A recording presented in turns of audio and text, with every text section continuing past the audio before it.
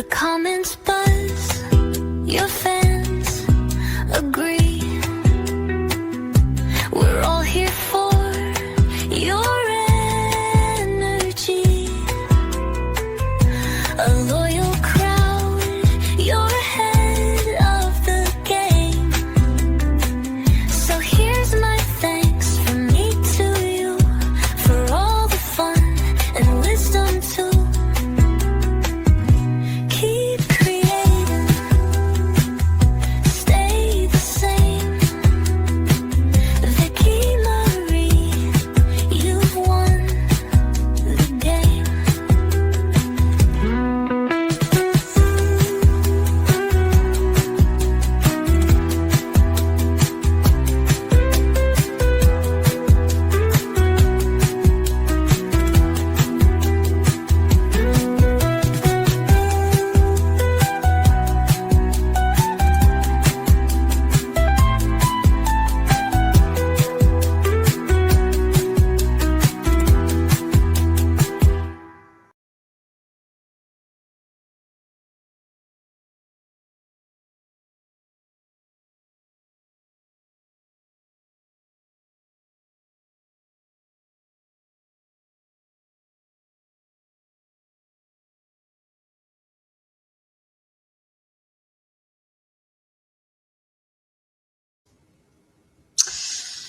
Hey, it's me, Vicki Marie. Finally, good morning, good afternoon, or good evening, wherever you are in this crazy world we're living in. Let me know where you're watching from in the chat, because of course, wherever you are, that'll depend. If you're all in different places, you'll be celebrating New Year at different times. I believe there's quite a lot of places have already celebrated New Year, haven't they? 2026. Well, we'll be celebrating the Spanish New Year and the British New Year. I can't celebrate all of them, stay up for all of them, but yeah, so I'm all prepared. So of course I'm in Spain, so we'll be celebrating the Spanish New Year first. That's only an hour to go, actually. It's very quiet at the moment. The reason why I'm late coming on is it's been talk about Twonk of the Year. For Twonk of the Year, I want to nominate the people that have been in my street throwing off fireworks already. All the dogs have been barking, you know, so it's quiet at the moment, but of course it won't be for long. So expect some dog barking in this video. Currently, all the dogs are out of the way, but at some point they'll probably be downstairs. So anyway, so I'm celebrating the Spanish New Year. I'm all prepared. I have my carver, I have my grapes, because we have now, I've cheated this year, completely cheated. I've bought a tin of grapes. They're probably little tiny grapes, no seeds, of course. And yeah, so the tradition in Spain sounds like it's got to, I'll have to, yeah, I'm going to have to drain these off in a minute. The tradition in Spain is as the clock strikes in the big Puerta del Sol in Madrid, as the clock chimes, you're supposed to eat one grape for each chime of the bell. And that's supposed to bring you good luck for the 12 months of the year. So, yeah, I'm going to have to drain off the stuff off. But I have cheated a little bit this year and got the tin of grapes with, there'll be small ones and there've no seeds in them. I've also got on red underwear, though it's not quite red, to be honest, it's burgundy. I must get, I think I probably said last year, I must get some red underwear. But it's near enough red. I mean, I'm not going to show it, but it is near enough red. It's burgundy, it's deep red. That's also the tradition in Spain. New Year's Eve, you're supposed to wear red underwear for good luck. So all these things are what we do in Spain. And I'll be doing all that with you in an hour. We're going to, of course, do the Twonk of the Year. I've got a list, actually, of things that I want to talk about, just in case I forget anything. So, yeah, a late entry for Twonk of the Year are the people that have been going past my house letting off bangers and everything before the New Year's even come in. Also, Twonks of the year are my neighbours who appear to have gone out for New Year and left their dog up on the roof, which is a shame because that dog will be terrified. But anyway, never mind. So let me know, are you in your PJs or are you dressed up for New Year? You know, it was saying on all the, on all the media outlets that more and more people are staying in for New Year, which is a shame in a way, isn't it? You know, when I was young, New Year was a big thing in Manchester. Not so big when I went to Reading, to live in Reading. They didn't seem to celebrate it so much. And then I've always celebrated it here in Spain until COVID. I think a lot of things changed after COVID, didn't it? And then, of course, with the dogs and everything, a lot of people don't go out because of their animals, not only dogs. You know, they get so stressed out, don't they, with the fireworks. A lot of people don't go out because of the cost of living crisis. It could be just freezing, you know, it could be any of these reasons why people don't go out, isn't it? But even young people aren't going out so much, which really is a shame, isn't it? But that's just, life's changed, hasn't it? Probably a lot of people are celebrating like we are, you know, virtually. You know, you could have a party with your family or your friends, couldn't you, on Zoom or whatever. So yeah, the internet's changed our lives as well. I don't know if it's for the better or not. I mean, I've had some really good New Year's Eve parties, you know, but anyway, that's just the way it is. So yeah, a lot of you will be staying in with your PJs on or your nighties or whatever, celebrating it that way. Some people just go to bed at 11 and don't celebrate it at all. So, you know, it's a choice, isn't it? It's not a thing for everybody, is it? And in a lot of ways, of course, it's just another night, New Year's Eve, but it's sort of symbolic, isn't it, really? You always hope that things will get better. Anyway, I've got a few things that I want to talk to you about before I get into saying hello to everyone and everything. So, first of all, I wanted to show you what somebody sent me, and they can say who they are, if they like. I won't give their name unless they want to give it. Yes, somebody's been busy making trifles for New Year's Day tomorrow. I think they're inspired when I made my tiramisu. You know, trifle, my mum always used to make a trifle. I like trifle. I just don't like the sponge in the jelly. I don't know why I don't like it, because I like the sponge in the tiramisu. But when I was a kid, I never liked the sponge bit. And I used to say to Mum, can't you make it without the sponge? I liked all the rest of it. So someone's having nice trifles tomorrow for New Year's Day. Can hear bangers going off now already. Yeah, like rip raps, can hear them. So I just wanted to show you that because they look absolutely yummy. They've still got the cream to go on and the chocolate bits or whatever you want to put on them, isn't it? What else do I want to say? What's that? Show photos. Oh yeah, I wanted to say I had an email from one of our regular chatters, Annie, and I just wanted to give you all a message from her. She's going through some problems at the moment, some of her family that aren't very well. So she can't be with us. So she's normally with us on lives and things, but she wanted to wish you all a happy new year and bless her. And hopefully when things get better again, Annie will be back with us on lives. But she wants you to know she hasn't forgotten about you all. What else? Oh, yeah, wanted to talk about something that I saw on X that I thought was a really good idea, which was saying that over the year, you should write down every time a good thing happens, you know, because good things do happen, don't they? Maybe not every day, maybe not all the time, but generally good things do happen. Is to write it down, fold it up and put it in a jar like this. So I've got my jar ready. And then at the end of the year, next year, open it up and see all the good things that happened that year that maybe you'd forgotten that happened. So that's a good idea. I think I'm going to do that this year. What was the other thing? So I just want to go. That's why I've written everything down so I didn't forget anything.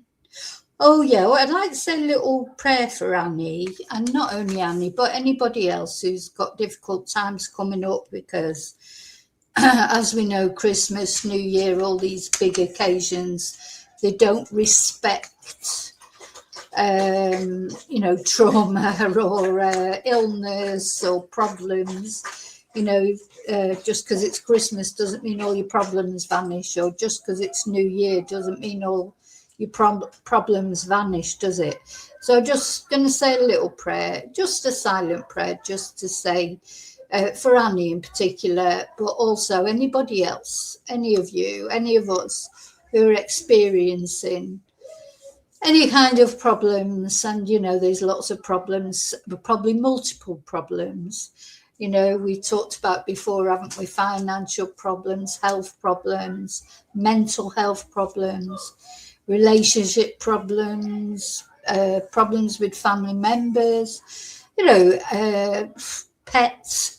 It's a wonder how we get through, isn't it? But we do get through, because what we have to do is we just have to get up every day and put one foot in front of the other, don't we? So when times are hard, and I don't mean financially, only financially, I'm talking about when times are hard generally, when you're struggling with anything really, you just have to keep going and try and live in the moment, don't you? So I'm just going to put a candle up there for Annie and anybody else who's, struggling for whatever reason at the moment. That's sometimes all you can do is say a little prayer, or send someone your thoughts, or give them a kind word. A lot of the time you can't help people. There is no answer, no sort of, what can I say, no helpful thing you can do, but all you can do is think of them, I suppose, pray for them. It's something, isn't it? And actually, on that note, what I wanted to do was read out, before we get going, sorry, I know I'm waffling, but I like a waffle. Where's it gone? Maybe. Oh, there it is. So what I wanted to do, I've read this poem out before on a live, but it's one of my favourite poems, and I think it's good because it's the desiderata, and it's not, I know we're all different religions, probably beliefs that are here in this chat, and this I think just applies to everyone. It's not a denominational prayer. So go placidly amidst the noise and the haste, and remember what peace there may be in silence. As far as possible, without surrender, be on good terms with all persons. And that's difficult, isn't it? But we have to try. I try and remember this. I fail miserably a lot of the time. Speak your truth quietly and clearly, and listen to others, even to the dull and the ignorant. They too have their story. Avoid loud and aggressive persons. They are vexatious to the spirit. If you compare yourself with others, you may become vain or bitter, for always there will be greater and lesser persons than you. Enjoy your achievements as well as your plans. Keep interested in your own career, however humble. It is a real possession in the changing fortunes of time. Exercise caution in your business affairs, for the world is full of trickery. But let this not blind you to what virtue there is. Many persons strive for high ideals, and everywhere life is full of heroism. Be yourself. Especially do not feign affection. Neither be cynical about love, for in the face of all aridity and disenchantment, It is as perennial as the grass.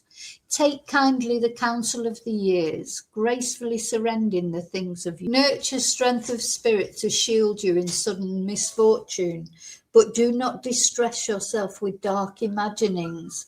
Many fears are born of fatigue and loneliness. And beyond a wholesome discipline, be gentle with yourself. You're a child of the universe, no less than the trees and the stars. You have a right to be here. And whether or not it is clear to you, no doubt the universe is unfolding as it should. Therefore, be at peace with God, whatever you conceive him to be, and whatever your labors and aspirations. In the noisy confusion of life, keep peace in your soul. With all its sham, drudgery, and broken dreams, it is still a beautiful world. Be cheerful, strive to be. Okay, so now I just want to say thank you to everybody who supported me this year in whichever way that they have, by liking, by subscribing. Thank you to any of you that have sent me, let me just put up my people that have sent me PayPals, people that have bought me Ko-fis. Thank you so much. Sent super stickers. And a special thank you, of course, to the members and your patience, because, of course, we didn't have our Thursday members live. We won't be having it this week either. I did do a members live, but it was a bit impromptu last week, and I will do another one at some point this week, whenever. But it probably will be, as I say, a bit impromptu. But thank you anyway for supporting me. Special thank you to you lovely lurkers, the people who watch, don't like to talk in the chat. Thank you to Replay. Hope she's not splitting your ears. And thank you even to the trolley dollies, because you trolleys, you are sad people and you do deserve prayers, because you've got nothing better to do than still be watching me just so that you can have a troll. I mean, it's pathetic, but I do feel sorry for you. So very special prayer for you. Okay, now I am going to come into the chat and see who's there. Thank you for joining in the chat. Now, I've talked about, one thing I wanted to show you. Yeah, so this article was actually from last year, from the Daily Mail, but I think it applies this year as well. Just talking about people staying in for New Year. We're staying in for New Year's Eve. Brits proudly refuse to go outside for New Year's Eve celebrations and stay indoors for low-key get-togethers amid storm cancellations and cost of living crisis. So this was last year, but I think it's the same this year. You have a weather warning every year, don't they? And I've got to say, in Spain, the weather's been terrible. But tonight, actually, it is a little bit warmer. It's not raining.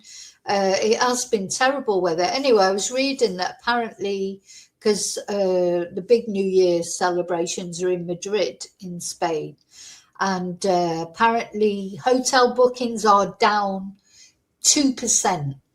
It's not that much, really. I think that might be to do with the weather, because the weather's been terrible. I mean, I'll say it's not too bad today, but it could be because of that. Or, cost of living crisis. People, at the end of the day, if you go out, it costs a lot of money to go out on New Year's Eve, doesn't it? Because they put the prices up for everything, just for a buffet or whatever, you're paying quite a lot of money, aren't you? And I do think people are a bit fed up of that kind of thing.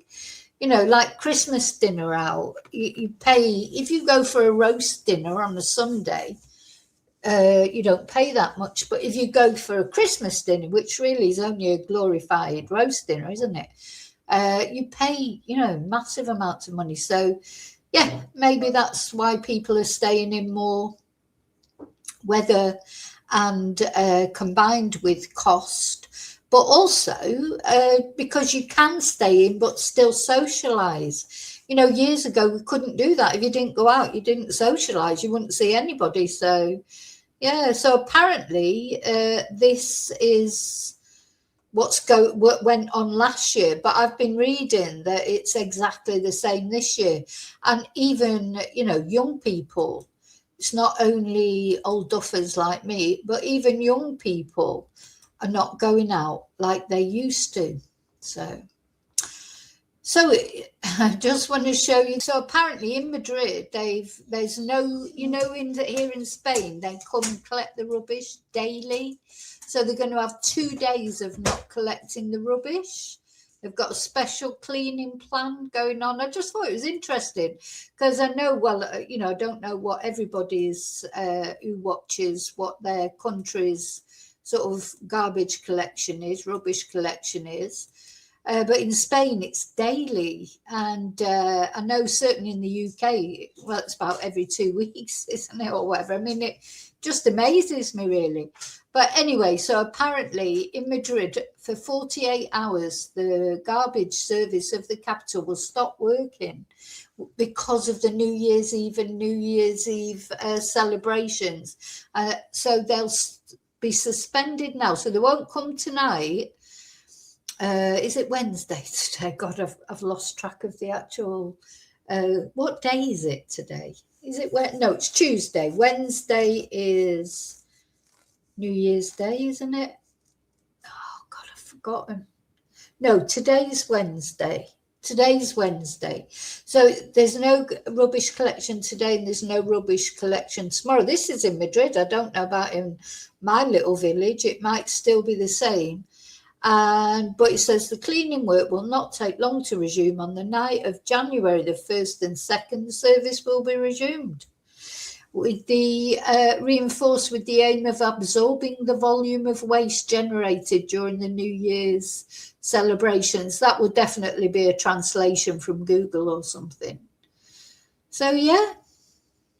So they've asked the cooperation of citizens so that neither neighbours nor merchants deposit waste or remove the buckets of the communities to the public road during these 2 days. So yeah, 2 days. So look, it's a big thing that they're having 2 days without rubbish collection. They are good with the rubbish collection in Spain, I've got to say. It's funny, isn't it? Because there's a lot of things I love about Spain. There's a lot of things that drive me mad about Spain. But one thing that I think would be difficult for me if I ever went back to the UK or whatever is getting used to the way you do your rubbish collection. So anyway, never mind. I don't want to sort of go on about that. Just thought it was sort of interesting how they were making a story about it, really. About there not being any rubbish collection for 2 days. But yeah, it's good, isn't it? Daily rubbish collection. Suppose that's because it's a hot country. I wonder what it's like in other hot countries. Don't know when that started. And it's funny, because when I came to live in Spain and I was trying to get my dad to come over and visit, and my dad, he was just so old-fashioned. He hated travelling. He hated even leaving the house. He was like, he just wasn't a person who liked to travel, whereas my mum did like to travel, but she was quite ill by then with dementia, and she had to have a stoma bag. So my dad was paranoid about this stoma bag, and he said, "Oh, well, do they have bins in Spain, love?" I'll never forget him saying that. Well, do they have bins? I think he thought I was coming to some sort of, I don't know, African rainforest or something, like, where everybody lived in mud huts, or, he had this really strange idea of sort of what Spain would be like, but he was just so old-fashioned. Yeah, I never forget that. Do they have bins in Spain, love?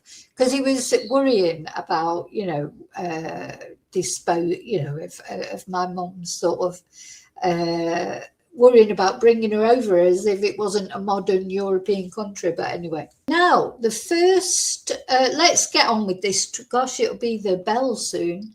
Let's get on with this. What am I doing? Stop sharing. Yeah. let's get on with this twonk of the year. So the first person I want to talk about, now that normally I don't talk about other streamers, as you know, about other YouTubers, but this person has been nominated, so I'm going to talk very briefly about him. He's only been nominated by one person, but I said I would discuss everybody who was nominated. So I'm going to put a photo up, though I have blocked out a bit of it. Now, the thing is, you'll either know this person or you won't. I'm not going to mention his name.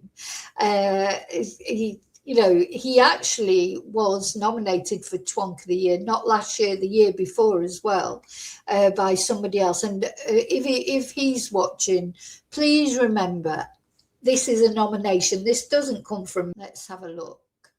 He's been really horrible to a lot of women in the internet and men. He keeps going and coming back and posting photos of women from various communities and has been vile. And then the person did say, if you don't want to put him on, I understand. But no, I put him up. He's been nominated. He's a horrible person. I know he's a horrible person. He's been very nasty about me years ago, 2 years ago. So, yeah, there you go. You've been nominated. Only one nomination, though. So he's not going to win Twonk of the Year. But, he'd probably be disappointed in that, to be honest.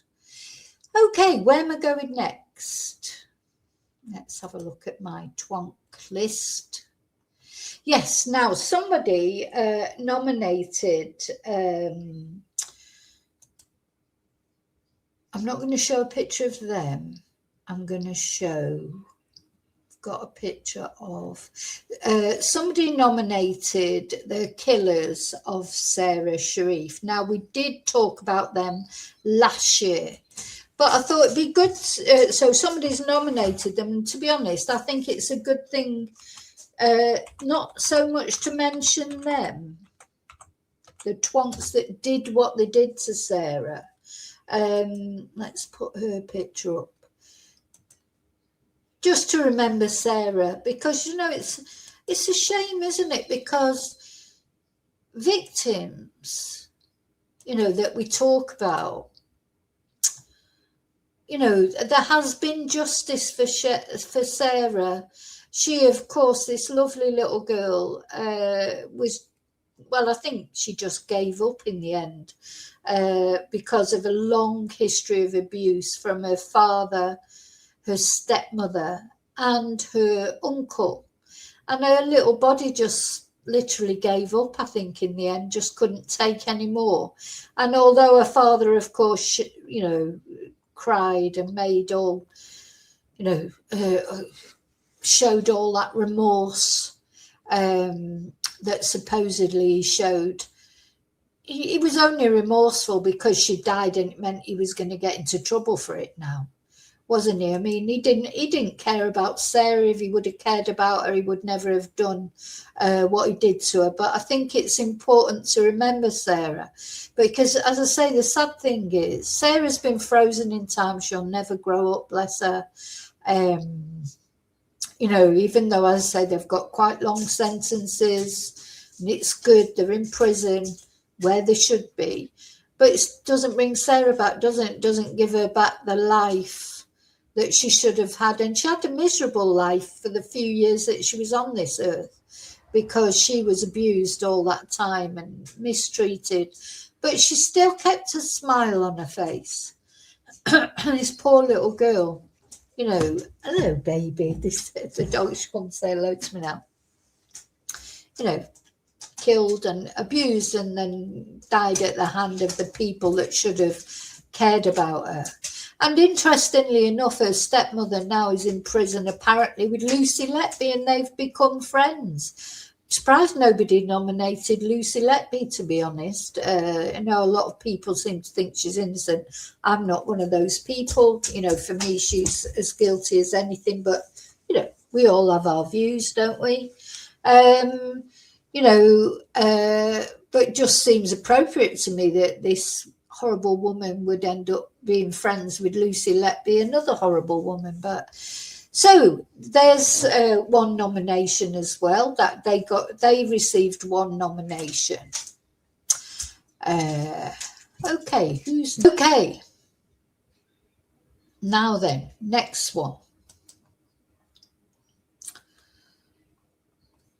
Yeah, now there's quite a few twonks, but we've had a lot of justice this year in the crime world, I think. You know, long sentences for people getting life without parole. And 3 other people were mentioned: Stefan Stearns, Brian Koberger, and Richard Allen. They've all sort of had a nomination, but just one nomination. Let's just talk about, not about them necessarily. Hi, Plink, oh God, for 2 sips of kava, that's it. Pink fluffy rabbits. Hi. So let's have a look. We want to remember that it gives us an opportunity to remember their victims. This is the important thing, isn't it? So one, of course, Richard Allen. Richard Allen. These ones that these 3 we're going to talk about now: Brian Koberger, Richard Allen, and Stefan Stearns. They have you know, gone into the hellhole, and the only reason I'm talking about them now is because they've, you know, been nominated. But also, again, gives us an opportunity to talk about the victims, because these victims, they sort of get forgotten, don't they, in the end? We don't want them to be forgotten, because Richard Allen, he's been given, was it 140 years or something? I mean, he's never coming out of prison, is he? Which is good. But, you know, we still need to remember Libby and Abby, don't we? So this, of course, was the Delphi murders. These 2 girls, best friends, got dropped off by, was it Abby's sister or Libby's? I think it was Libby's sister, dropped them off. Libby's the one on the right-hand side. Dropped them off at like a national park trail place. God, I can't remember. In Delphi, I can't remember where it is. It's the Delphi murders. And when their dad went to pick them up, one of their dads went to pick them up later on that day, unfortunately, they weren't there. And they had to, you know, they were found the next day, and they had been savagely red-rummed.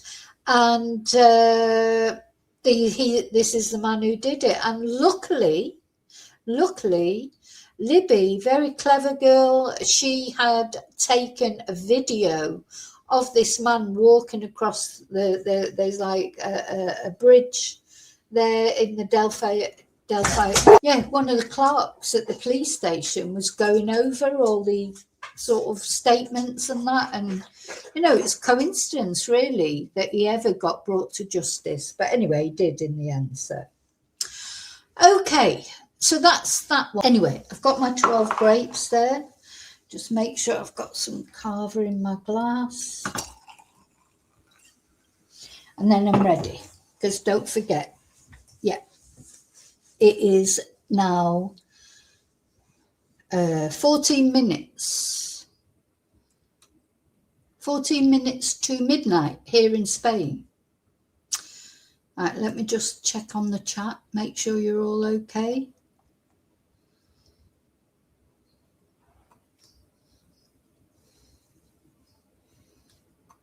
Yeah, I think you're all okay.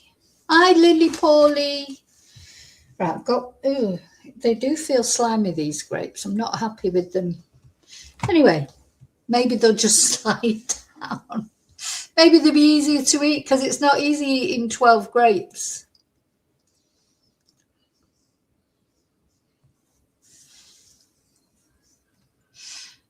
Yeah, it looks like they're all getting ready in Rome there. I think we've got time for one more discussion. So that's him. Now, of course, there are still quite a lot of people who think that Richard Allen is innocent, but he's not. He's not innocent. Of course, including his wife. His wife, bless her, and I do feel for his wife. She just cannot accept, you know, because we watched the interviews. I don't know if you remember, if you were watching with me. We watched him being interviewed, and then his wife came in and she was like, oh, you know, and he was just lying to her unashamedly. But anyway, that's that. We've talked about that. Now, the next person I want to talk about, again, I don't want to talk about the person themselves. I want to talk about the victim. This, of course, is Madeleine Soto. And I'd like to say we had justice for Madeleine. In a way we did. Stefan Stearns, I'm not going to show his photo. He's the person who did it, of course. But we still don't know exactly what happened, because Stefan Stearns has sort of escaped justice, it feels to me, because he pled no contest. So this was Maddie, and she was, turned out, she had been sex abused for years, probably since she was 8 years old, because Stefan Stearns had all these photos and videos on his phone, didn't he? And he is a complete thicko who thought that if he did a factory reset on his phone, the police would not find all these videos. And we saw his humiliation as well when he was stripped and arrested, and it was good to see him being humiliated. Now, you know, I'm really torn with this case, because I'm glad there wasn't a trial in one way, because it would have been awful for Maddie's memory, because during the trial then all those videos and that he had on his phone of poor Maddie would have been shown in court, wouldn't they? So I'm glad that didn't happen. But it just seems he's never had to say, you know, exactly what happened. We still don't know exactly what happened. He said, you know, he's trying to make out he didn't kill her, but he obviously did kill her. She was strangled, wasn't she? So how can he say, you know, how can he make any excuses? But he's not, because he's pled guilty. So, yeah, so this is very sad for me, because although it's good that he's got life without parole, hasn't he? But he escaped the death penalty with his plea deal. And we'll never get to know, you know, he hasn't had to say exactly what he did, and he killed her, but he's not sort of admitted it really, because he's pled no contest, which is not the same as pleading guilty, is it? So it's a shame. Anyway, he's had one nomination. So, as you can see, it is now New Year's Day, because unfortunately I had to abort the live last night because of the fireworks. The dogs were inconsolable, and I couldn't even speak above the noise anyway, and they went on for a long time, didn't they? So I'm continuing now with the Twonk of the year. Okay, so the next person we're going to talk about, or I say more his victims that we're going to talk about, is the Idaho Four, as have become known, of course. This was a terrible crime. We saw the justice for it. Again, did we see the justice for it? Because although Brian Kohberger, he did plead guilty, of course, which, as we were saying, similar in the Stefan Stearns and Madeleine Soto case. It's good that he pled guilty, he spared the family, the trial, etc. But also, you do feel that it feels a bit like he's sort of sat there, he's pled guilty. Nobody knows still why he did this. Why did he do it? It's unclear, isn't it? All the motives are unclear, etc. So I don't know how the family feel about the fact that he confessed. So, pled guilty, so they didn't have to go through a trial, these horrible injuries that he caused to these 4 young people. And this is Madison Mogan, of course, Kaylee Goncalves, Ethan Chapin, and Zana Knodel. And the person who did it was Brian Koberger, but I don't think we're any further on really as to why he did it. There's a lot of speculation that one of the girls in the middle there may have been the primary target, and the others were like collateral damage. It just seems a bit extreme, doesn't it, to go into a house and murder 4 people just to get at one. He's another person who thought he was really clever, but of course he wasn't. He was quite easily found, really. At the time people were saying, oh, it's terrible, the police haven't found anyone responsible for this, and then boom, suddenly they arrested Brian, and it turned out that they knew quite quickly, really, it was him. It was just a question, as always, of gathering evidence. And the person who did this, of course, was Brian Koberger. I'm not going to show a photo of him. He's gone into the hellhole. 28 years old. He was studying criminology at university. Just, strange, isn't it? At the age of 28, just go out and do that. He was finally found guilty not found guilty, pled guilty to 4 counts of first-degree murder and 1 count of felony burglary, because he literally walked into their home and did this. And this, of course, was in Moscow in America.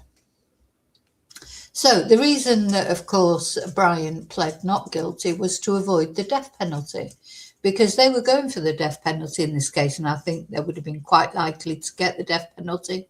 He tried with different explored avenues, that it was to do with autism, or it was this, or it was that. Anyway, I think as soon as it became clear that he was heading towards a death penalty, that's when he decided to plead guilty, and he's been sentenced to 4 consecutive life sentences in prison without the possibility of parole, and 10 years for burglary. So he's not coming out, is he? Which, of course, again, as we say in every case, is not consolation in a way. Is a sort of a cold comfort, isn't it, that he won't come out, because these 4 beautiful people, young people, with all their lives in front of them, they won't, their families haven't had them there at Christmas this year, New Year. So Brian is somebody else who's been nominated in the Twonk of the Year competition. Only 1 nomination, though, so he's not going to be the Twonk of the Year, but 1 nomination. Okay, so moving on. Where are we now? We're building up quite quickly now to sort of the nitty-gritty, the people that got the most votes. I just want to add a couple of votes of my own. These were not nominated. I can't believe nobody nominated Donald Trump. It's just this year, I think Donald, even people who like him or liked him, have been outraged by some of the things he's done this year. Just the way he reacted after Rob Rayner was murdered, the way he's reacted after one of the JFK family died just a couple of days ago. He's just putting his name on things that, weren't here. I mean, he's just acting like some sort of tyrant, or and he's got no grace. He never says anything nice.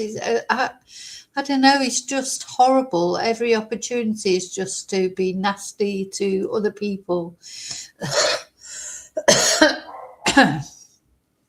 And just a vile man, in my opinion, and getting viler, you know. And the one thing that I thought maybe he might be able to sort out, which was peace in Gaza and peace in Ukraine, he hasn't sorted out, has he? Maybe it'll happen soon. They're hoping for that in the new year. Let's hope so.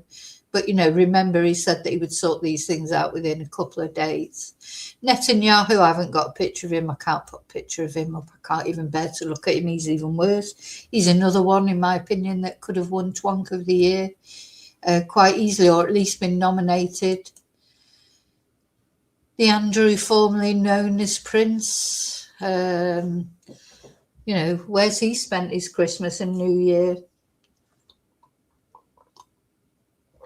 With his family, with the royal family, I'm sure. You know, they can say what they like. He's not going to face any charges, or it's not looking likely. The royal family have protected him. They could all be Twonks of the Year as far as I'm concerned. They're all just birds of a rotten feather stick together. They're only pretending to distance themselves from him because they're, you know, worried about themselves. It's nothing to do with the victims. They don't care about the victims. You know, they've got a history of associating with paedophiles. And to be honest, Jimmy here, he's only one. Here, of course, is the infamous photo that started it all.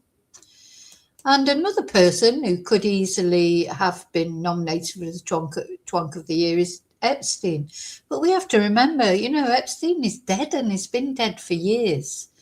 They're constantly saying, you know, how awful he is, and every bit of information that comes out just proves even more how truly awful he was. But at the end of the day, he is dead. He went to prison and he supposedly unalived himself, which, you know, if you believe that, it doesn't seem very likely, does it? But anyway, maybe he did. But to me, the whole point is it doesn't matter anymore in the sense of he, as far as his justice is concerned, he's dead. What about the others? This is what's driving me mad about this whole thing. What about Andrew, formerly known as Prince, who doesn't sweat? And that was part of his reason why it couldn't have been him who abused this poor girl.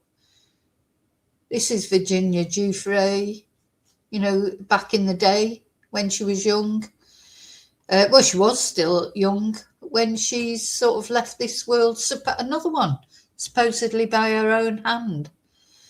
41, still young when she left the planet, even though she had this book coming out. And yeah, you know, it all feels wrong, doesn't it? So my question is, and I keep saying it, and I will carry on keep saying it, where are the other prosecutions? There's no point keep talking about a man who's already, you know, he was already in prison and now he's gone years ago, to be honest. What about the people that are still walking this planet and living their life? You know, like this one was supposed to believe he's been punished because he's lost his prince title. But he's still living in, you know, luxury, still got royal protection, the royal family. There's no way you won't have spent Christmas and New Year with Charlie Boy, Shamilla or whoever. Willie, Prissy, Kate, they're all the same. All they're interested in is their own protection. They don't care about the girls. They don't care about any of the victims. They just care about preserving their position. And I think the deal that's probably been made with Andrew is, yes, we'll keep you from prison, which is exactly where he should be. We'll keep you from prison, but just don't, you know, dob us in it. That's my personal opinion. Andrew knows where the bodies are buried for the royal family, doesn't he? So, you know, I expect there's been a few talks like that. about, well, yeah, you know, yeah, we've got to take the title away from you. Yeah, you've got to downgrade your mansion that you live in. Blah, de, blah, de, blah. But don't say any more about, you know, but we'll make sure you don't go to prison. This will be the conversation that's gone on. Yeah, most definitely. So I would personally, I just want to include them in the Twonks of the year. Andrew, Jeffrey, Donald, of course, he's in it up to his neck, but well, will we ever get the full story? Will anyone ever be held to account? That is the question. Anybody else? Because, of course, we've got Ghislaine. She could be Twonk of the year as well. She's at least in prison, though doesn't, you know, she's in an open prison. How long will she be in there for? So I just wanted to bring them up because I think they've been big stories of the year. Now there've been a few sort of late, a couple of things that happened sort of in December. Nobody's nominated them as Twonks, but I just want to bring them up. This is such a sad story, isn't it? The story of Rob and his wife Michelle, and it looks like it's their own son Nick who has done this, who brutally murdered them just before Christmas. I'm sure he'll be in the Twonk of the year next year when things become clearer about it. We don't have he hasn't even pled yet. Still a sort of developing story. And the other person, the other awful thing, I mean, there's lots of awful things, isn't there? But just ones that I want to highlight is Melody Buzzard's mum, Ashley, who allegedly executed this little girl, shot her in the head, 9 years old, her own mother, for reasons that we're not really quite sure of yet, probably just because she couldn't be doing with it anymore or couldn't be bothered, or I don't know. We don't know, because again, she's been arrested. She's pled not guilty. Just unbelievable. But, you know, quite often people plead not guilty because that's the advice of the lawyers. And then as time goes on and it gets closer to the trial, this is, of course, what happened with Stephen Stearns and what happened with Brian Kohlberger. When it comes closer to the trial, then they change the plea, don't they? Often, if the evidence is overwhelming, this might be what happens in Ashley Buzzard's case. You know, then of course she may not change the plea. Richard Allen did not change his plea. His defence team tried to create so much distraction. I'm sure they thought there might be a chance that he would get off, but luckily he didn't. The jury saw through it, didn't they? So I'm sure there'll be ones that are, as the stories unfold. Another one, of course, is this case of Celeste Rivas and David, the singer, who supposedly, he's still not been arrested, but supposedly will be arrested soon. These are ones that will probably feature more in next year's Twonk of the Year. And then this Anna Kepner, this is a story that we're following, isn't it? Allegedly choked by her stepbrother, but he's around and about, walking free. He's not been charged. So we don't know, but I'm sure by next year, hopefully by next year, things will become clearer. And of course, there's lots of other cases we're following. Little Jack and Lily. There's been a little development there. I'm going to do a video about that later. Not really a development, but law enforcement speaking positively that they're going to resolve this case. And then, of course, another case that's ongoing at the moment is little Gus. Where is little Gus? Will we know by next year what happened to him? And the thing is, these cases, very mysterious cases of these missing children, Jack and Lily and Gus, which have got a lot of similarities, I think, may not be anything to do with foul play. So we might not be looking at Twonk of the Year in these cases. The police are still saying in both cases that it seems like the children wandered off, just disappeared, Jack and Lily and Gus, from their remote properties. Gus was living on the most remote property in Yunta, Australia, playing on a mound of sand 1 minute and then gone the next, apparently. And Jack and Lily, very similar, playing in the garden, though they were supposed to be in the house or in the trailer, and then just disappeared into the woods, supposedly, but nothing's been found as yet. So despite, extensive searches in both cases, in both Jack and Lily's case and in Gus's case, very extensive searches, and no sign of these little ones so far. Will New Year bring answers? Let's hope so. It seems unlikely in both cases that those poor children are alive unless they have been abducted, but seems unlikely that they've been abducted. But that's the only chance, really, that they may still be alive. How awful. How awful for the families, to be thinking that it's almost praying that your child has been abducted, because that would mean there was a chance that you might see them again.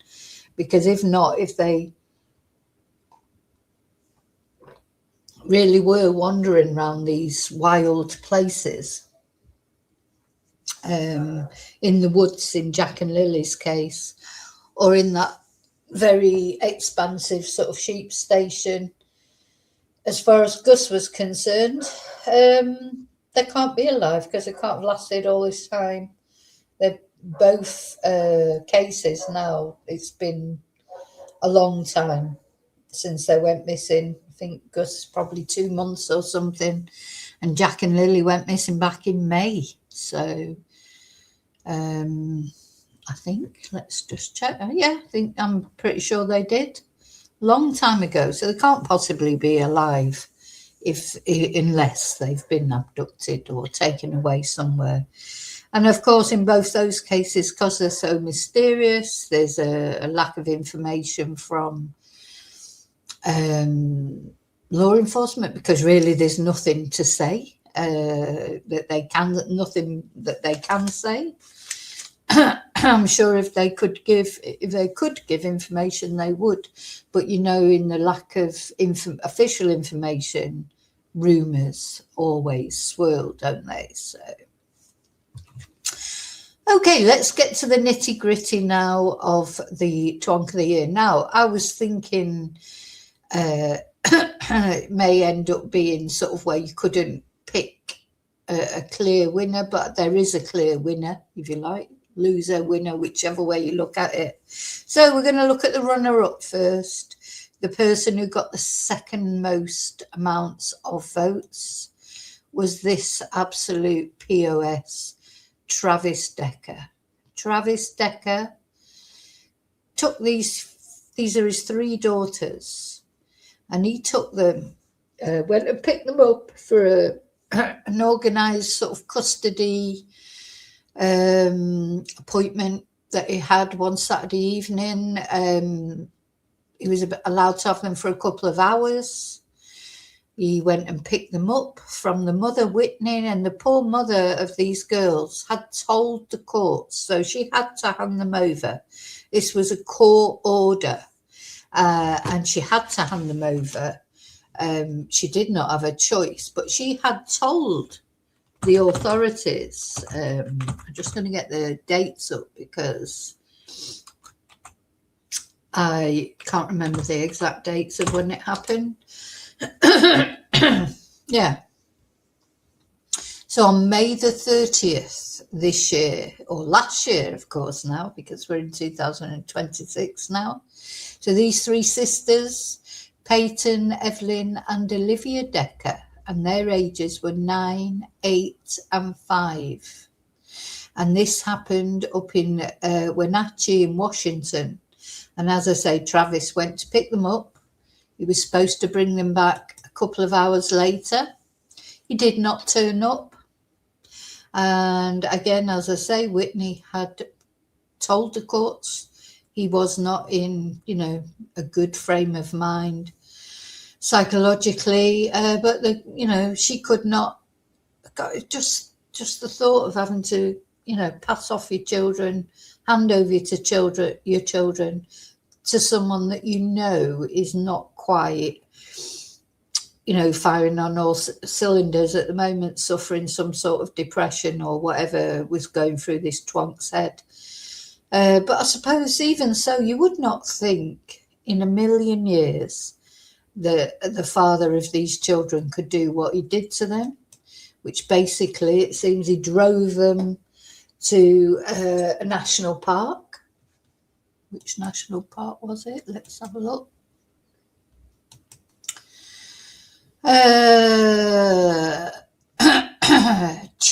Chelan County.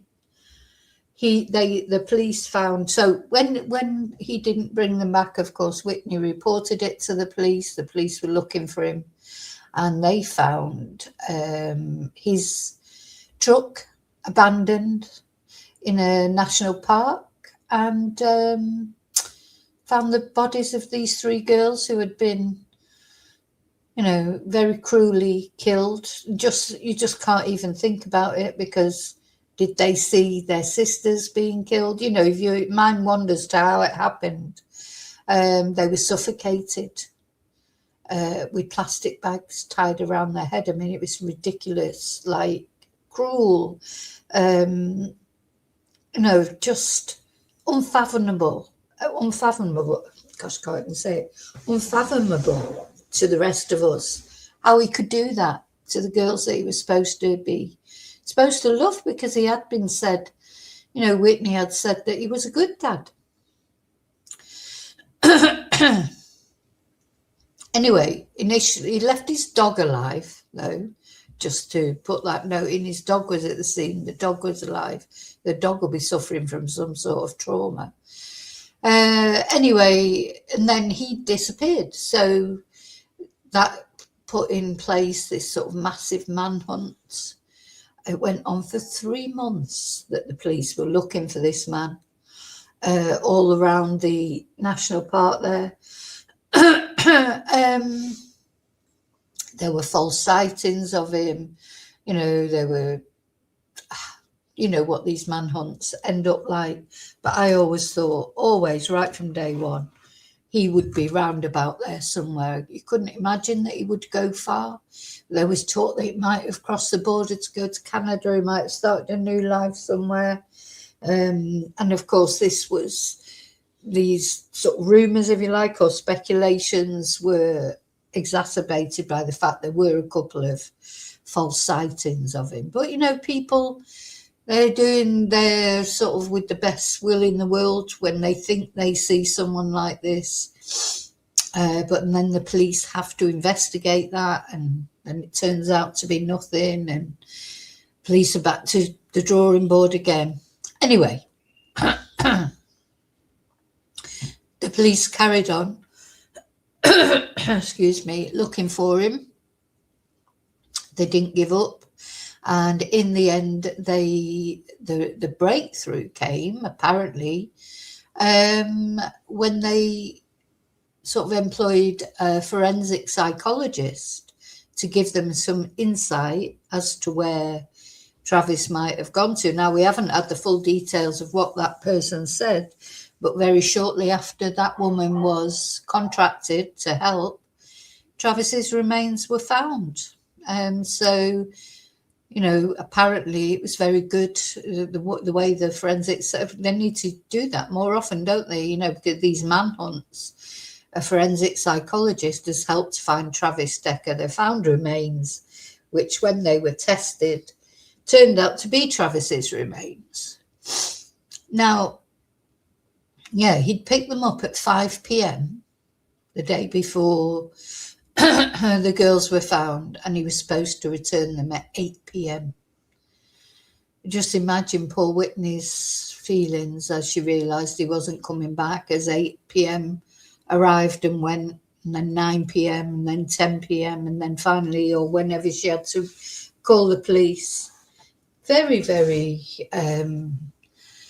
poor Whitney. I hope she finds a way to cope with it. That's the mother. Just, you just don't know how she's going to cope with it, but she's got to, I suppose. What choice does she have?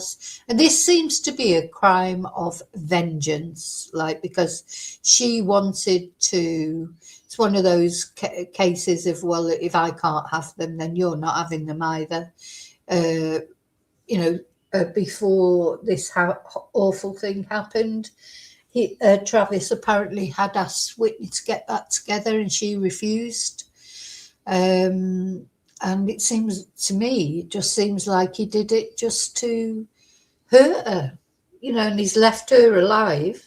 Because that's crueler in a way, isn't it? He could have killed all of them, I suppose. But to leave Whitney alive so that she's got to suffer every day for the rest of her life, knowing that what this man did to her children, and she had to hand them over to him, just must be intolerable. So my heart just goes out to her so much, and it just makes him even more cruel, isn't it?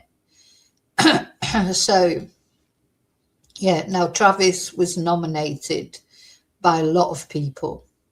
I've got only two gave their reasons.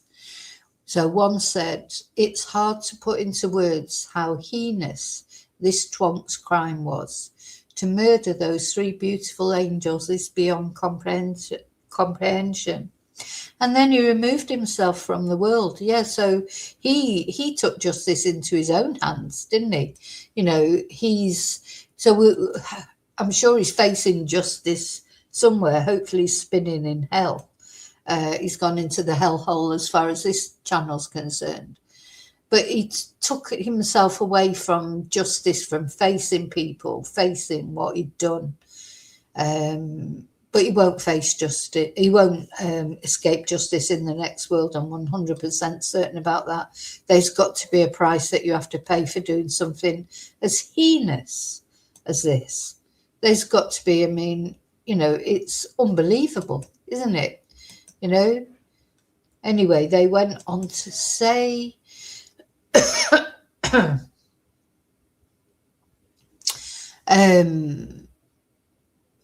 poor Whitney, may she find the strength to live on. I don't know how you can live on without your children. And then somebody else said, Travis Decker, for the callous murder of three little angels, and to punish his wife for not taking him back. And if she had, she most certainly would have ended up a victim herself. I think that's true. I don't think it would have made any difference if she did take him back, as this man had murder in his mind. He had murder in his mind. And as soon as something went wrong again, would he have done it anyway? Maybe took all of them with him. I don't know. We can't know what a twonk like this thinks in their head. We don't want to know, because if we could understand it, we'd be twonks as well, wouldn't we? So, we're all twonks up to some extent. None of us are perfect, but we don't want to understand this man's mind, really, except to maybe if we could help it not happen to somebody else. That'd be the only reason, isn't it? Okay, so let's have a drum roll, because we're coming up to... Have I got a drum roll somewhere? I'm sure I've got a drum roll somewhere. Yeah. Who's the winner going to be? So someone who got overwhelming number of nominations, and would definitely be one of my nominations as well, is, of course, the horrible person that is Erin Patterson. And, well,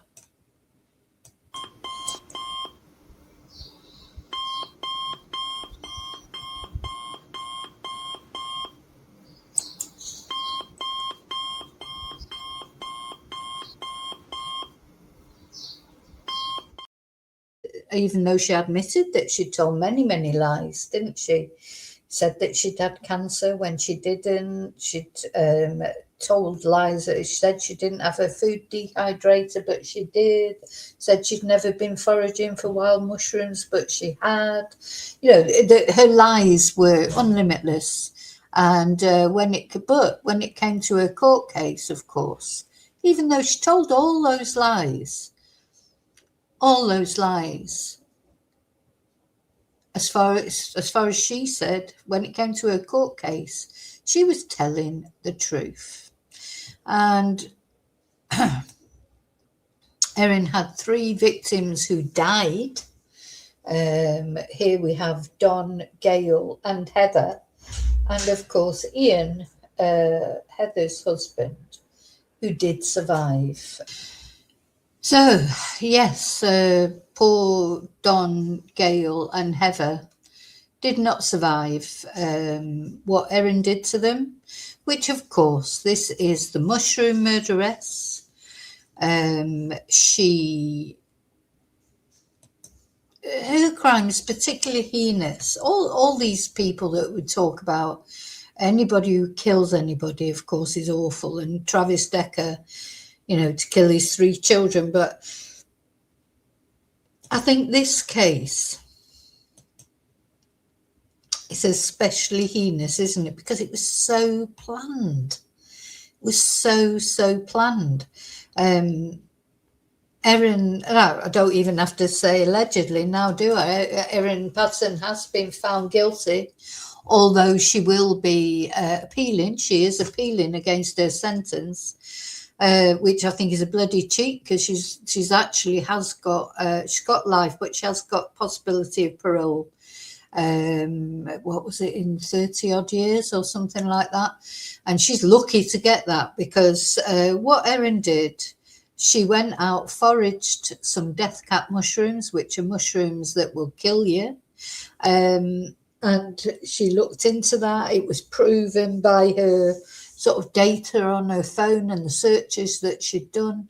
She'd bought a dehydrator to dehydrate the mushrooms, and she put them in a beef Wellington, of all things, which has like a mushroom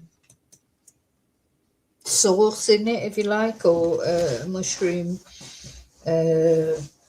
part of the recipe is, so you've got like the beef, then it's surrounded in a mushroom paste, and then the pastry. And this woman, she planned it all. They were relatives of her ex-husband, Simon. Well, not ex, actually, estranged husband, Simon. And he was also invited to this dinner.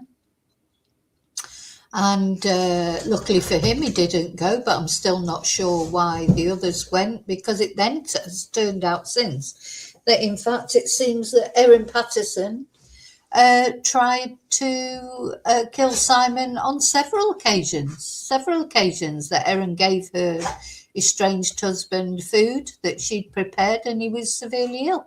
Once he was in hospital.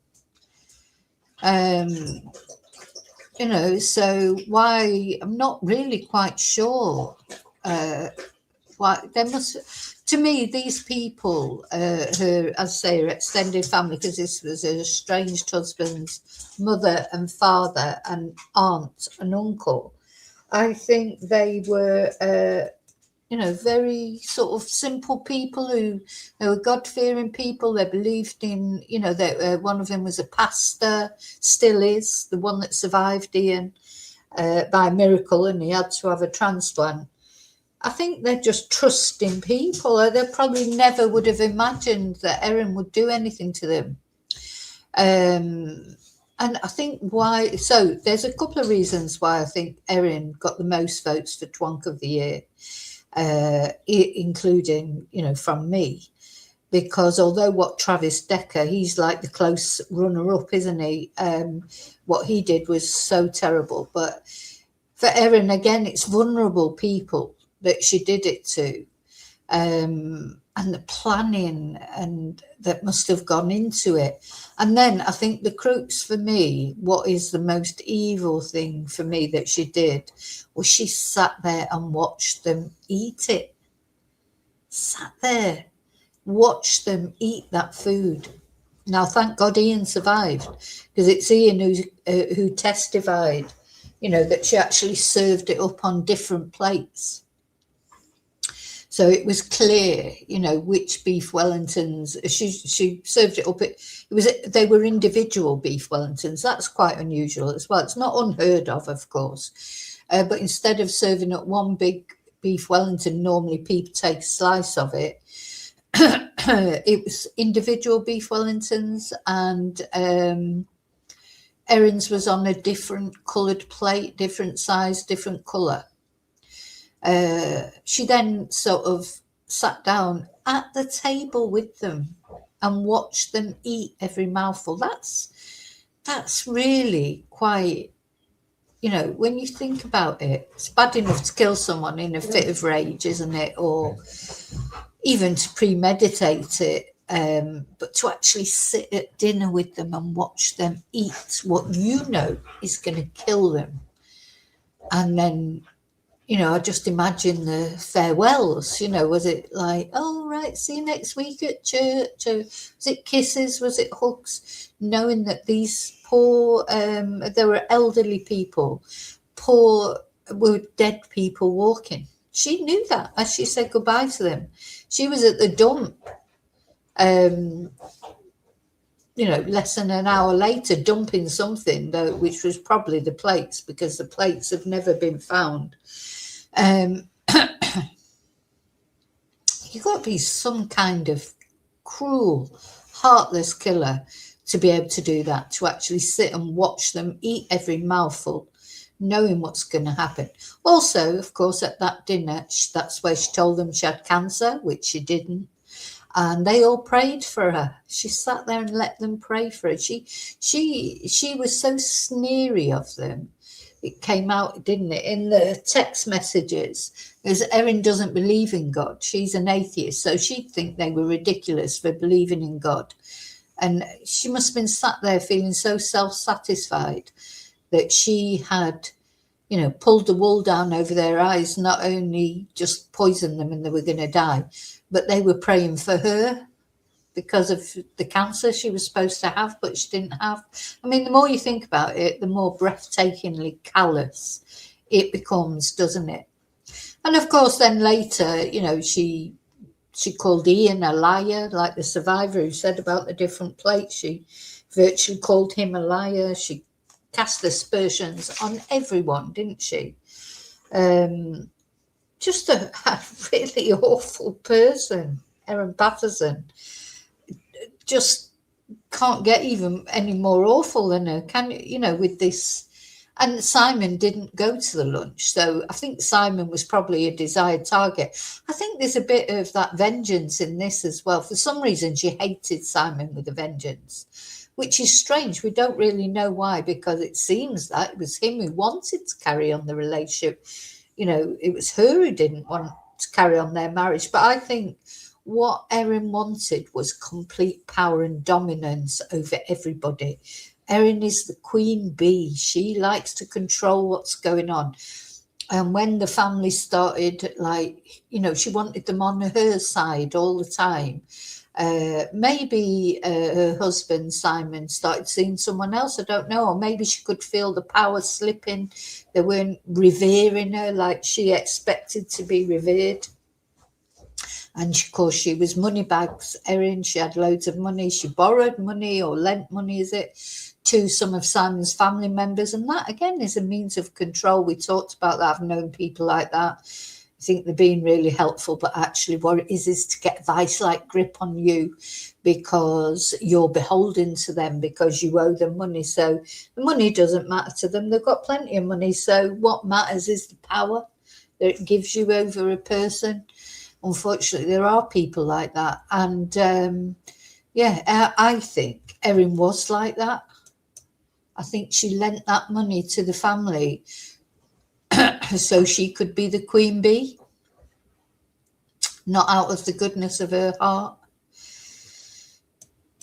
Anyway, whatever the reasons, she did, and I don't know what will happen to that money now. I think she lent the money to help with mortgages and things like that. Then, in my post, this is my own opinion, I think what happened was she felt like they weren't as grateful as she thought they should be. She was trying to get rid of Simon because she wanted complete control over her children. She's got 2 children with Simon. She wouldn't have wanted to share custody. He wasn't apparently paying any maintenance or whatever, which is wrong, of course, even though she had money. But, it wasn't a money issue. He still should have paid towards his children's upkeep, of course. He's the father. But yeah, Erin wanted it all, didn't she? She wanted the complete control. I think Erin is a total complete control freak, and that's basically what she did. And that's not much of a motive, and that was a big thing at the trial, wasn't it? Which went on for weeks, didn't it? Weeks and weeks and weeks. Big issue was, what is the motive? Because normally there is a clear motive, isn't it? If it is money, or if it is someone's having an affair, or maybe it was a custody issue, or maybe, but personally, I think it was spite. Erin's motive was spite, control. And I don't believe for a minute that she hadn't done anything like that ever before. I think I would not be surprised if tomorrow it has come out that she's likely tried to kill her husband before. But are there other things in Erin's past? She's a dark person, I think. Very deep, dark person. Puts on this front as if, suburban housewife. She's far from that. Everyone kept saying how clever she was. She was in crime groups, wasn't she? She was described as super sleuth. But she wasn't as clever as she thought she was she? Because she thought she could bamboozle the police. And anyway, she didn't. Thank God for that. So let's read what the nominees said about her. So one person said it was premeditated, organised. She watched on and witnessed her victims eat the poison mushrooms, and the method of killing caused great suffering to innocent, kindly, elderly in-laws. And she had planned to kill her ex as well.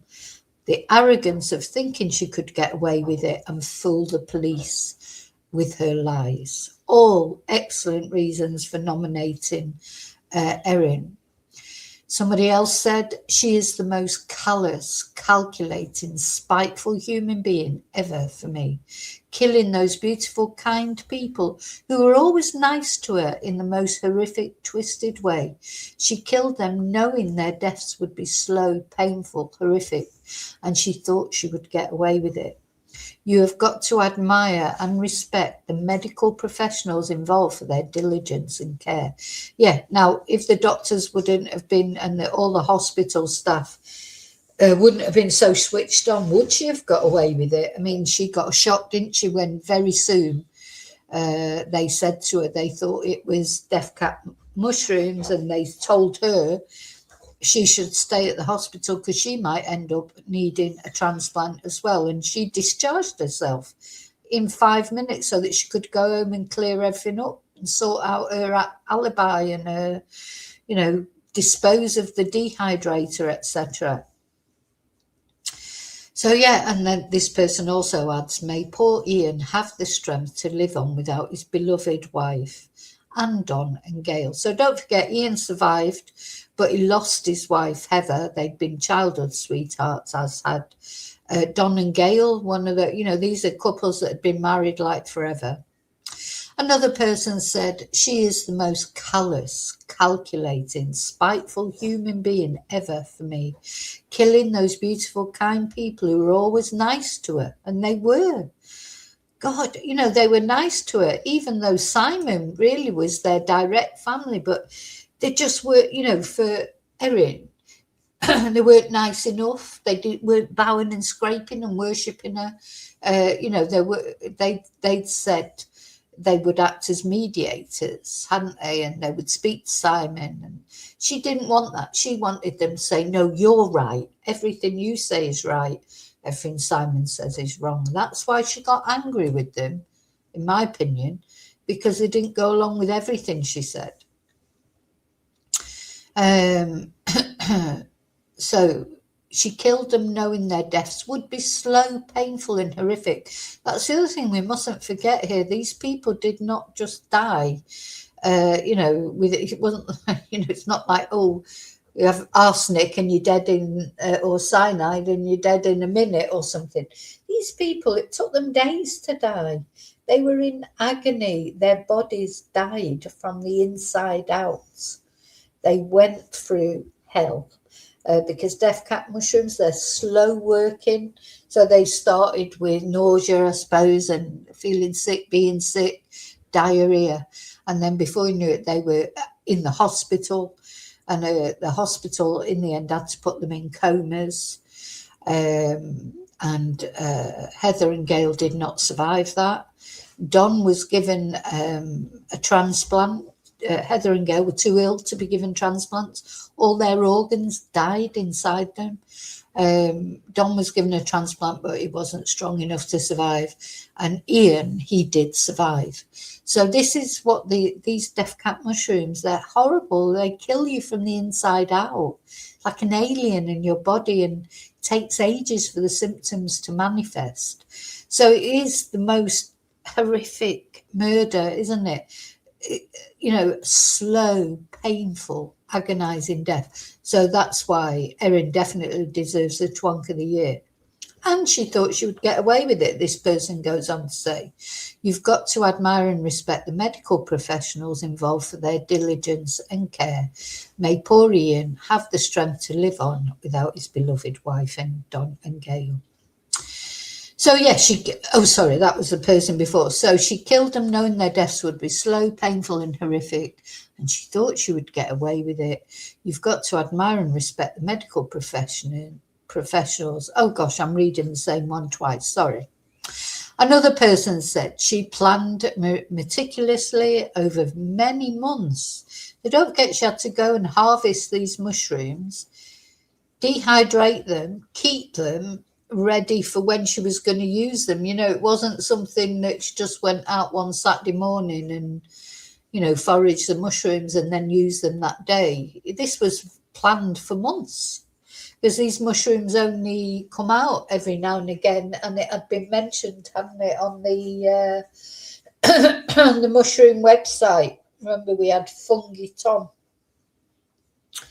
at the trial saying about, on this sort of website, iNaturalist, I think it was called, announcing that he'd seen these mushrooms, because they only come out, I think, in a couple of times a year, and they're only found under oak trees. We looked into all that, and the playlist is still there up on my channel if you want to look into this case in any more depth. So, her reason: she planned meticulously over many months the murder of 3 family members, almost 4, because it's only by good luck, not judgment, that Ian is still alive. And the method of murder by way of poison is particularly calculating and callous. Now, a lot of women use poison as a method because it's just more common, I think. And it's a very horrible, because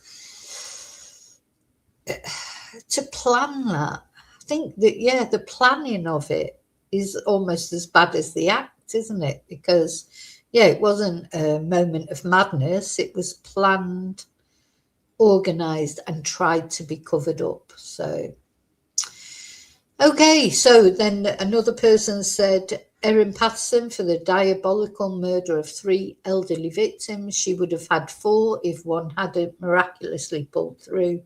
And any of these twonks, because they've nominated others as well, are worthy winners. With cold hearts like theirs, who needs a fridge freezer? True, isn't it? How cold can you be? And then another nomination, Erin, I nominate, and the reason is because she still can't tell the truth. And I think that's as good a reason as any, isn't it? So she, even now, she's putting Ian and the rest of the family through hell because she can't just accept that she was lucky to get the sentence that she got, to get any chance at parole. Sorry, nearly finished now anyway. She still won't admit it, you know, she's putting them through the hell of an appeal.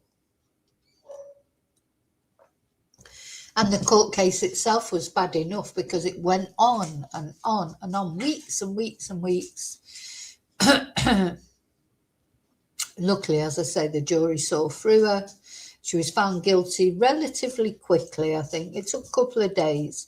She was the only, I think the other thing we have to remember about Erin, she was the only person who spoke in her defence. So her sister, what happened to her sister? No character witnesses. You know, no experts to back up anything that Erin herself was saying. You know, there was just her lying. I mean, is she mad? I mean, I don't know if that was her lawyer, Colin Mandy, who decided to put her on the stand. I think it's more likely it'd be Erin. Oh, no, I'm going to talk because believe me, because you know what, Erin, another thing is she asked for that trial to be in Leongatha, close to, you know, the area where they all lived, instead of going to the Supreme Court in Melbourne. And I think the reason, and that was her request, I think the reason she did that was because she thought she'd get people on the jury who were like Don and Gail, Heather and Ian, you know, naive people who would be susceptible to her lies. She completely underestimated them, like she underestimates everyone, because she thinks she's a typical psychopath, narcissist, sociopath, whatever you want to call her, because she's so supreme in her own belief, in her own power, if you like, her own intelligence. She thought, oh yeah, let me talk to this jury, I'll soon win them over. You know, it's wonder, she probably was thinking, oh, I'll get all the jury praying for me by the end of it, like she did with the others at the lunch, telling them lies. So yeah, Erin's the winner. I think she's a hands down winner, really. And the more I've talked about it, you know, I think everybody agrees. So she had the most votes. Just awful. And yeah, I think the main points are the planning, the deliberation, the fact they were, you know, I think it makes it even worse that there's no motive. I mean, you know, just spite, nastiness, control, and yeah, lies. And even her own children, she virtually accused of lying because, you know, they testified for the prosecution really by video because things that she said, like she said she'd had this violent diarrhea and that, but of course it turned out she hadn't. Remember, she did that long trip the day after taking her son for flying classes, which of course you wouldn't do if you had an upset stomach. You wouldn't be getting in your car for an hour and a half each way or however long it took. And she said that she stopped on the way and she had to go to the loo in the bushes. But her son said he doesn't remember that. So, you know, then they stopped at a service station where she stopped for literally, was it 9 seconds or something? She went into the toilet and out again. Now, come on. You know, you couldn't go to the toilet in 9 seconds if you didn't have diarrhea. Never mind if you did. What did she dump in that toilet? She definitely dumped something. Some evidence, who knows what it was that will have got, but of course that did not get discovered immediately, so nobody knows what she dropped off in that toilet. You couldn't even have a wee, could you, in 9 seconds, for God's sake. And we could see that Erin was wearing white trousers as well, which I don't think you would be doing if you had an upset tummy that you had she said she had explosive diarrhea. You're not going to go out in white trousers, and you're certainly not going to go for a drive for an hour and a half. It's not an emergency. Discharged herself from the hospital after 5 minutes. Said she had to go home. So she'd just been told that she had, a chance that she might need a transplant because the rest of her family was so very poorly. And she discharged herself and said she had to sort out her daughter's ballet bag and sort the animals out. Now, the best will in the world, you're not going to be worrying about your daughter's ballet bag. Also, the kids themselves reputedly, according to her, had leftovers from this beef Wellington. So if she was genuinely innocent, she would be, you'd be terrified, wouldn't you, for your children's sake? And you would be like, oh my God, get my, because she sort of avoided the children going into the hospital, etc., to be tested. So everything is just wrong. So do you agree? Let me know in comments. Do you agree with Erin being Twonk of the Year? Is there anybody else maybe you would have mentioned or would like to mention? Now it's too late to go in for the Twonk of the Year, but just in case, leave your comments as always. And Happy New Year. Thank you for all your support. It means the world to me, really. I'll see you really soon in the next video. And until then, may your God go with you. And we'll put the New Year video on to finish. Thank you. Bye.